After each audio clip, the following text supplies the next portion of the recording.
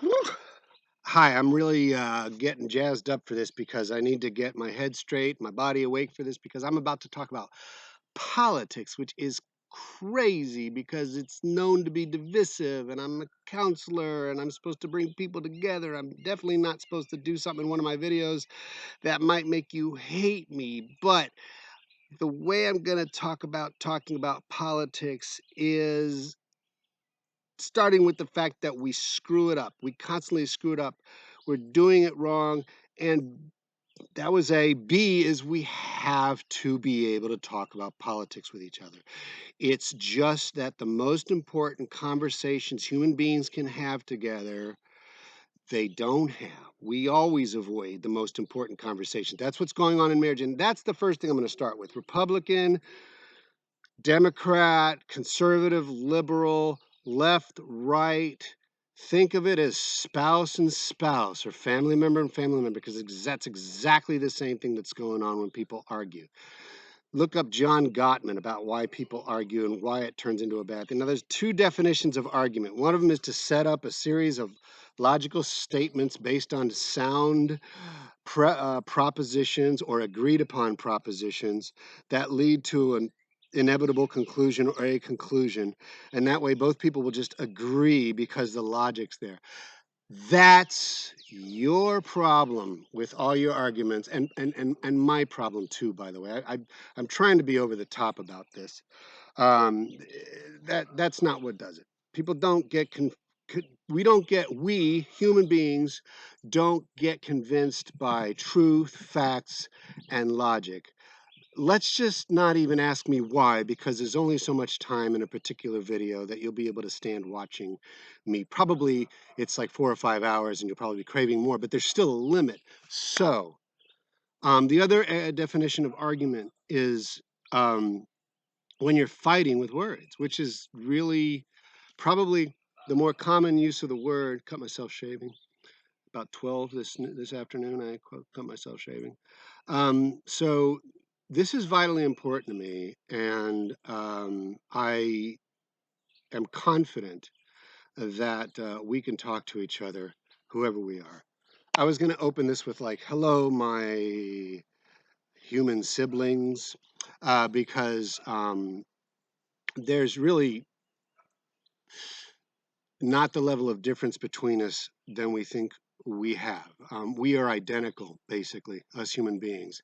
There's plenty of variety, and you're all unique, but at the same time, we're all identical. So, um, uh, conservatives aren't saying what they're saying, or liberals aren't saying what they're saying because they're stupid. Intelligence has nothing to do with it. And you're going to hear a lot of very smart people saying that the other side is not intelligent. No. And I hear conservatives and liberals saying the same thing. Oh, the other person listens to conspiracy theories, the other person listens to crap news. No, no, no, yeah, but it's what's underlying that. So first, I'm going to talk about my rules for arguing. Now, this is something I created quick and dirty that I've always wanted to edit, but it works to orient me whenever I'm going to work with couples or whenever I'm talking to anybody about the relationships.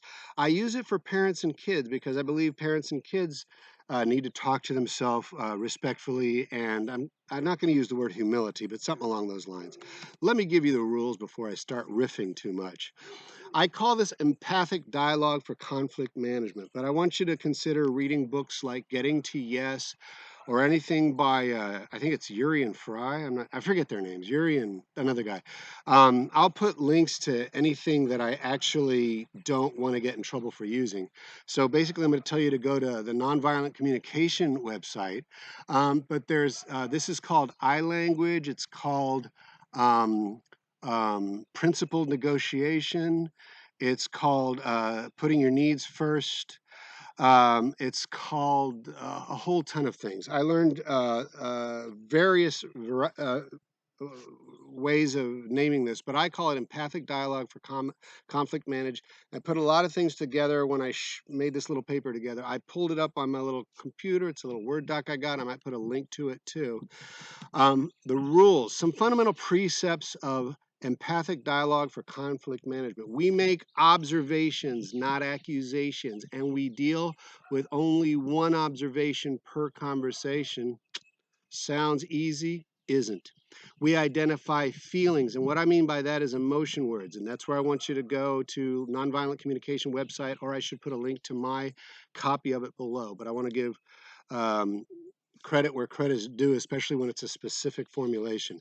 We identify feelings verbally using emotion words. We do not characterize or label the other person. We don't say, you're a jerk. We say, I feel angry. I feel pissed. I feel, let's see, what other emotions do we have? We've got, what kind of things go with calling somebody else a jerk or ignorant? I feel animosity. I feel annoyed. I feel hatred. I feel irked. I feel miffed. I feel nettled. I feel outraged. Okay, back to observations, feelings, needs, requests. We make observations, not accusations. We identify feelings verbally using emotion words. We do not characterize or label the other person. We identify our own needs, and I'll talk to you about those in a second so I don't keep stopping, which are the universal human deep requirements or desires or wants, like love, nourishment, respect, significance, shelter. This is beyond Abraham Maslow. We don't say we need our basic physical needs first and then we need the other ones.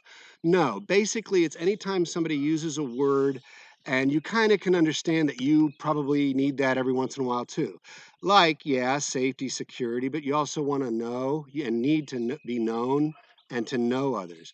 You need joy in your life, you need communion, you need equality, you need physical well-being, you need sexual expression, you need spontaneity, you need understanding, you need to matter, you need clarity, you need cooperation, you need communication. When you take a look at these lists, and yes, I think you could guess that I was just reading off of a list, what you want to do if there's a word in there that doesn't, you don't find the word that's working for you, find one that's close and go to a synonym finder online or a real thesaurus in your hand or whatever and look up words that are similar, because you need to be able to verbalize your needs and your feelings. Needs, universal, deep human requirements like love, nourishment, respect, significance, shelter, touch. We need a lot of things. We make requests, not demands. All right. Now, you can probably understand how you want to do this with somebody you love or care about or want to keep in your life. But if you want to have any traction in helping other people change their minds, then by the way, you have to be willing to change your mind too. Yeah. And no, okay, so anyway, that was 1, 2, 3, 4. Observations, feelings, needs, requests. No one is required to meet the other person's request. That means if somebody makes a request of you in a conversation, you don't have to meet it. You still have to make your own decisions. You're a grown-up, you're a human. You may not be a grown-up human, but you still have to make your own decisions about a lot of things. Both people in the relationship, and this is a relationship, have permission to take whatever action they think they need to take to meet their own needs, even if the other person will not like or approve of it. 7, the best outcome is when both people can agree on a strategy for meeting each other's needs. 8, we listen to understand the other person, not to agree or disagree. We're not going to convince other people by disagreeing with them. They already know we disagree. And you know what disagreeing does? It just makes you defensive. It gets you annoyed. And you know what happens when you prove to somebody using facts that they're wrong? All you're doing is looking like an attacker. And whether that's your fault or not, that's what it winds up looking like to most people. That's why you also get crazy when somebody finds an argument you can't get around. That's why I get crazy when some person on the other side of the political spectrum or somebody on my side makes a point I don't agree with, but they use some logic that I don't know what to do with. We start feeling stupid. Stupid means they're like there's fight or flight or there's not fight or flight. So stupid means endangered. And then we get on the defensive and then we go on the offensive. We do not tell other people what their motives are. Okay, yeah, I'm sorry, 9, we talk to make ourselves understood, not to convince. You're trying to understand them and you're trying to be understood. Once you start doing this stuff, both of y'all in the conversation will allow your guard to get down, and then your cognitive filter will allow more information in, and you will feel perfectly You will feel somewhat at ease with considering the other person's point of view, and they will feel somewhat at ease considering your point of view because you become people to each other. And so therefore, they may or may not change their mind. And that's another thing I didn't write down here. You let go of control. You don't try to convince. If they don't change their mind, great. They're a human being that's in charge of their own freaking thinking, but they were allowed to be willing to listen to you. Because what we're usually doing in conversations is we're not giving other people permission to listen to you. We're trying to scream it into their heads or logic it into their heads, and that all winds up feeling like violence. And I'm going to say it is violence. That was number 9. And number 10, we do not tell other people what their motives are. Oh, you're only saying that because, oh, what you really want. I hear it on the radio all the time. You know what they're saying when they say that this is happening? They're really trying to say blah, blah, blah, blah. And it always winds up that we're ruining our country. The other people are ruining our country or want to ruin our country or don't care about our country or don't care about poor people or don't care about rich people. I don't know what it is. We do not tell other people what their motives or what they're thinking. They tell us. So here's a little bit of what it looks like. You got somebody, and they believe that, I'm going to do like a conservative. They believe that the conservative politicians are God's gift to earth, and that the liberals are all trying to destroy the country with, I don't know, multiculturalism, and they're spreading lies because I forget what some of the motivations for liberals are, because they want a free lunch, that kind of thing, right? So conservatives, what liberals might say about conservatives is that they're too stupid to understand that the greedy rich powers um, are the ones that are controlling everything, and that we need to create some sort of um, shrink the power differential between the highest people and the lowest people. Um, I think that's what liberals would say that conservatives don't understand or something like that. But these are just like 2 examples of what we say about each other. We call each other stupid, we call each other greedy, we call each other ignorant, we call each other conspiracy theorists. Both sides do it to each other. Both sides are probably listening to crap news. Is there such a thing as perfect news? There's no such thing as perfect news. Is there such thing as non-biased news? There never was such a thing as non-biased anything that's created by human beings. So what do we got? 12 minutes and 47 seconds I've been taping this thing. I'm going to move into an example. I'm going to make it up as I go. And I'm going to try to talk about what I try to do when I'm with people. Something that's much easier to do when, like, in my office, because I know my role there. It's much harder to do in my personal life, but I'm actually getting pretty good at it. I think so. Let's start with a political statement. Okay, one person says the freaking government's too big, and that's why I'm suffering, that's why my brother's suffering, that's why the country's suffering, that's why the economics are the way they are, something like that. Then the other person's going to say the freaking government is too small to handle the corporations, and that's why my brother's suffering, my son is suffering, my cousin's suffering, that's why all this crap's going on, that's why there are so many drugs, blah, blah, blah, blah, blah, right? What I want you to do, and again, take this or leave it, because I don't like to be a dictator about this stuff. Just because I have like some training doesn't mean I know your life, and there's some things about life that you know that I don't know. What I want you to do, what I want you to consider doing, is when you want to say something like that, or when you hear somebody say something like that, consider the feeling or need. So consider the feeling they might be having at that time. But maybe just more important is consider the need that they might be having or that you might be having. And go with that. The final thing is request, right? So observation, feeling, needs, request. What are you observing them do? You're observing them making a statement. Observing yourself, you're observing yourself making a statement. Why are you making that statement? What is the final wonderful byproduct that you're going to get from making that statement, or from the other person understanding what you mean with that statement, or that other person believing that statement? Think about some of the needs a person might have. I'll get the list out. I think I probably got that out. Yeah, we need things like oh no, that's the feelings. We need things like peace, meaning, honesty, connection, physical well-being. We need space. We need freedom. We need choice. We need equality. We need beauty. We need some easiness in our lives. Now, you don't always have to say it with one word, but a lot of the training in some of these is you do find one word because that's a good discipline. But let's say I'm trying to tell you what I believe, and then I'm smart enough to pause and self-examine and say, why do I believe this? What do I think this belief will forward? And what do I believe communicating this to somebody will forward? And what do I believe them seeing it my way will forward? And I might say something like, because I need someone to understand me without shutting me down. So you can reduce that to one word, but you don't have to. I need to feel like I'm trying to help people.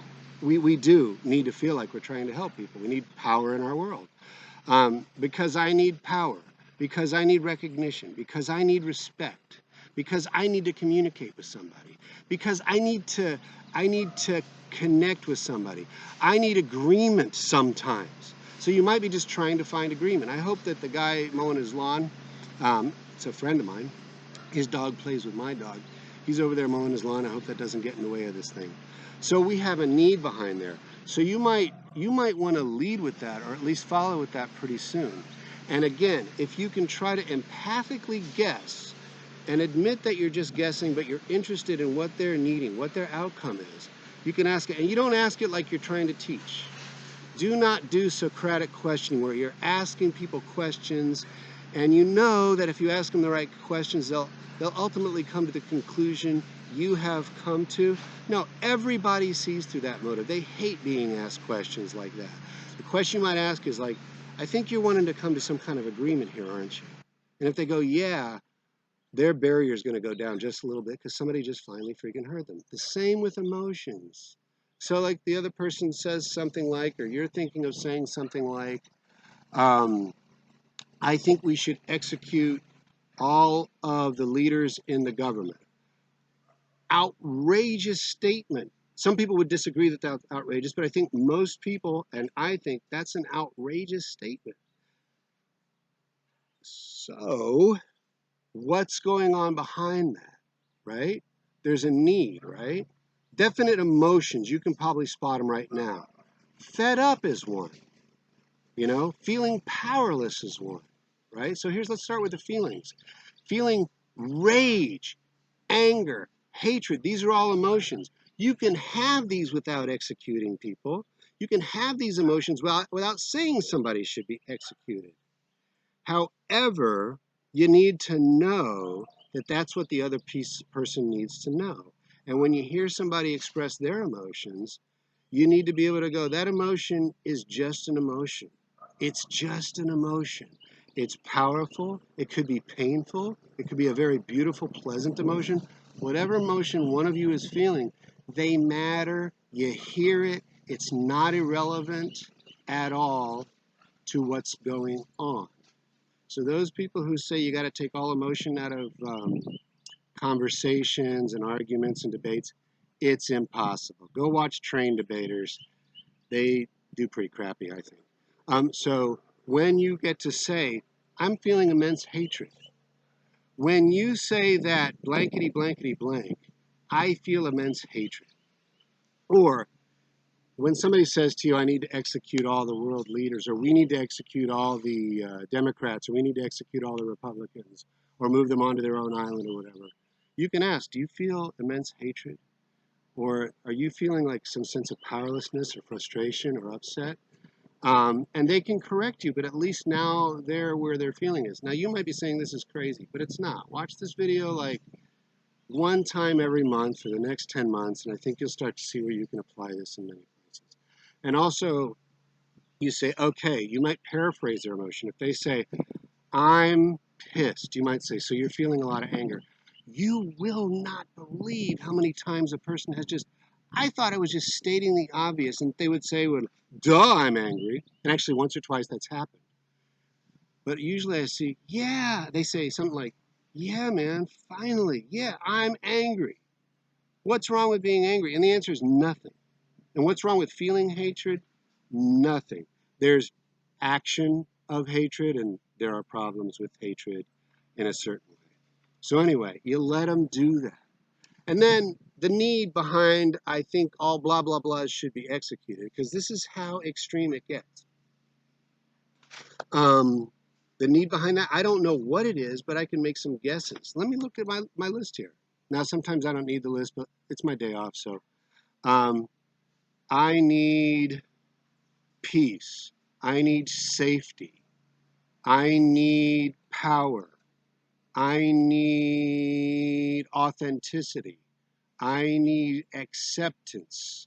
I'm not finding it in here. Some of those I think do. I need independence. I need freedom. I need choice. I need to not be suffocating. That's a negative expression of a need that you're not actually stating. But people get that. I need to not be suffocated. I need to have people on TV stop treating people like me like we're idiots.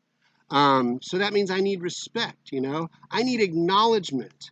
I need freaking proper acknowledgement. You know, those kind of things are are are what we're asking for, okay? There's a lot more. Take the list that I made, please, and expand upon them, add to them, okay? But it's never, I need you to shut up, or I need those people to be executed. The reason that is your strategy.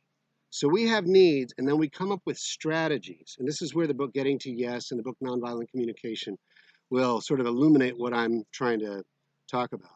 We have goals and we have strategies to those. So our goal is exemplified somewhat in our need, our aim, or whatever we're trying to get with what we think somebody needs to do.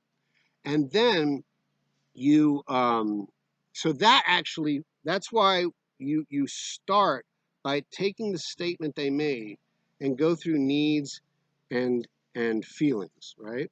And you can observe them. When I observe you gritting your teeth, clenching your neck, and screaming, I feel this, and what I need is blah, blah, blah. And I would like to ask if you would consider doing blah, blah, blah, right?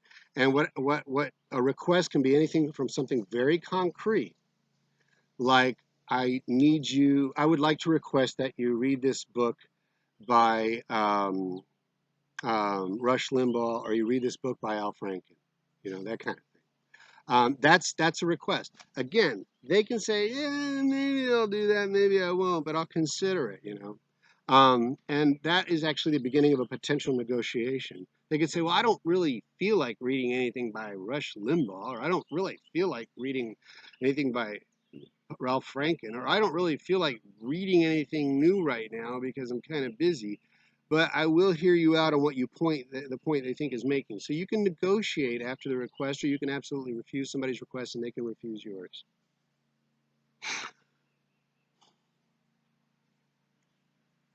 I think I forgot the rest of what I was going to say right after that moment. But so that's kind of where the magic is, though, is that you're not really going to be able to discuss requests. And okay, and I'm sorry, yes, I know what it was. An abstract kind of request would be like, I'd like you to hear me out for 10 solid minutes on my opinion about what's going on in the political world without interrupting. That's a very concrete behavioral request. So I think you hear me here. That is something you can ask somebody to do. They might not want to do it. And I'm telling you, they might not be able to do it because of triggers and responses. Sometimes somebody's going to be trying to keep their mouth shut. So they might say, well, maybe can you boil it down to 5 minutes? Or I'll agree to do that if you then hear me out for equal time, and that sort of thing. Okay, a final rule. So you get it. Observations, feelings, needs, requests. I'll try to put some links down there, and some of it's to documents I have, and some of it's to where you can get other documents online. But the idea is there are two sane, intelligent, beautiful human beings who've been hurt by stuff. And that's what you're going to come out with. And when you're in fight or flight, the other person looks like a monster. And I'm sure you can acknowledge by this time in our conversation that the people you love sometimes look like monsters, and you can't believe that they're in your life, and you can't believe for the life of you that they said what they just said or believe what they just said that they believe, right? So that goes the same for most of the people that we consider our enemies. This is probably, with some variety, the only way to get to a place where people can change their minds because it's the right thing to do. When they have seen and feel convinced by their own criteria that they need to change their mind, the best you can do is be heard and allow them to do whatever they're going to do with the information. And actually, that's the best I can do. And I've run this thing into 26 minutes. Oh, finally, if anybody in the conversation, you can tell they're getting elevated, escalated, or you can tell that you're getting elevated, escalated, you call a break and you don't finish the conversation then, at that point. If it's important enough or the relationship's important enough, and a lot of times it's going to be, promise to get back to the conversation. Ask the person, we need to stop right now, but can we get back to this later? Okay? Thank you very much. I feel like I was very teachy preachy this time, and too bad. Bye bye. I'm pushing the red button. Humbly.